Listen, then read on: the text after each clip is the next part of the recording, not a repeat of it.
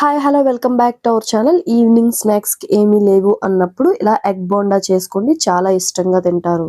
Egg కి శనగపిండి coating అనేది మంచిగా పట్టాలి అంటే ఇలా చేయండి, పర్ఫెక్ట్ గా వస్తాయి. ఫస్ట్ 100 గ్రామ్స్ శనగపిండిని తీసుకోండి, దానిలోకి రుచికి సరిపోయేంత ఉప్పుని కూడా తీసుకోండి, అలాగే జీరా కూడా వేసుకోండి, అలాగే కొంచెం పసుపు కారాన్ని కూడా యాడ్ చేసుకోండి. అలాగే వేసామా లేదా అన్నట్టు వంట సోడాను కూడా కొంచెం యాడ్ చేసుకోండి. ఫస్ట్ అయితే పొడిపిండిని ఇవన్నీ కలిసేలాగా ఒకసారి కలుపుకొని తర్వాత కొంచెం కొంచెం వాటర్ యాడ్ చేసుకుంటూ కన్సిస్టెన్సీ చూసుకుంటూ కలుపుకోండి. కన్సిస్టెన్సీ ఎలా ఉండాలంటే ఒక వేని పెట్టి చూస్తే చుట్టూ పిండి అంటుకునేలా ఉండాలి.